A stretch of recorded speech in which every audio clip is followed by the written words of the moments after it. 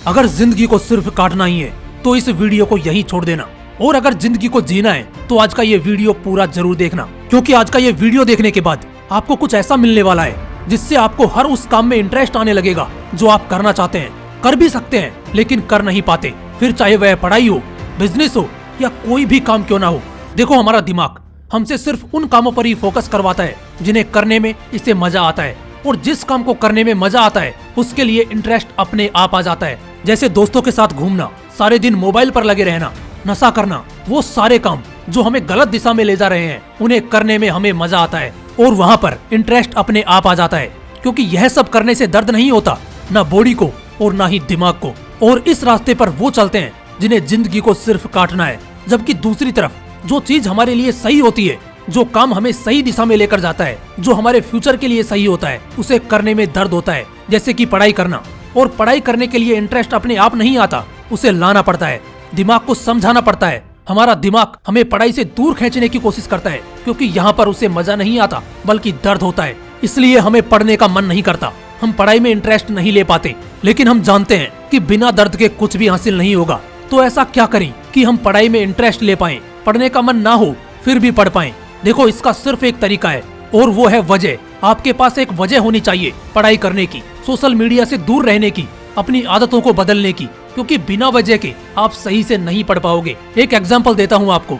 Suppose आपकी माँ kitchen में खाना बना रही है और आप बाहर बैठकर अपना मोबाइल चला रहे हैं, तभी अचानक से आपको पता लगता है कि किचन में आग लग गई है। उस वक्त आप क्या करोगे? क्या आप इंटरेस्ट लोगे अपनी माँ को बचाने में? क्या उस वक्त ये सोचोगे कि अभी बचाने का मन नहीं है?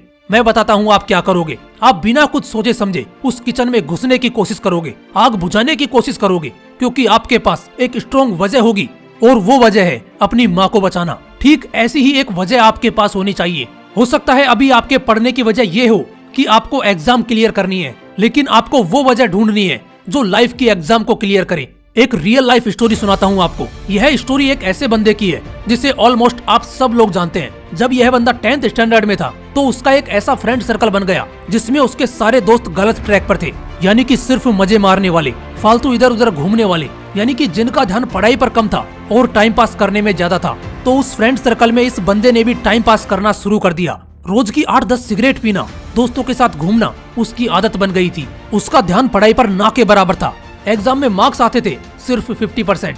1-2 साल ऐसे ही चलता रहा। जब वो 12th में था तो एक दिन अपने दोस्त के साथ पान की दुकान पर खड़ा सिगरेट पी रहा था। उसने अपने दोस्त से पूछा कि आगे का क्या प्लान है, तो उसके दोस्त ने कहा कि करना क्या है, एक बार 12th हो जाए किसी भी तरह, फिर 4-5 साल कॉलेज में ऐश करेंगे और क्या, उसके बाद मैं ट्राई करूंगा कुछ करने का, हो गया तो ठीक है, नहीं तो पापा का ऑफिस है ना, वहाँ बैठ जाऊंगा, लाइफ सेट है अपनी तो। जैसे ही उसके दोस्त ने ये बोला उस बंदे का दिमाग हिल गया। वो सोचने लगा कि मैं क्या करूंगा, ना तो मेरे पास पापा का कोई बिजनेस है, ना उनके पास इतना पैसा है कि वो मुझे पैसा दें और मैं एक बिजनेस एम्पायर खड़ा कर दूं, ना ही मैं पढ़ाई में अच्छा हूँ कि मुझे कोई नौकरी मिल जाए, तो आखिर मैं करूंगा क्या। जैसे ही ये सवाल उस बंदे के दिमाग में आए, उसने एक वजह को जन्म दिया कि मुझे कुछ करना है और उसके लिए मुझे अभी पढ़ना है। उस बंदे ने सिगरेट को वहीं फेंक दिया और अपनी पढ़ाई में लग गया। वो 4-5 घंटे रोज पढ़ाई करने लगा और 12th के बोर्ड एग्जाम में 85% मार्क्स के साथ पास हुआ। और उस दिन के बाद उस बंदे ने कभी सिगरेट को हाथ तक नहीं लगाया, क्योंकि उसे एक वजह मिल चुकी थी कि मुझे कुछ बड़ा करना है, और इसी वजह के साथ वो मेहनत करता रहा। दोस्तों, वो इंसान है इमेज बाजार के founder and motivational speaker Sandeep Maheshwari sir, जिनके नाम 2 वर्ल्ड रिकॉर्ड भी हैं।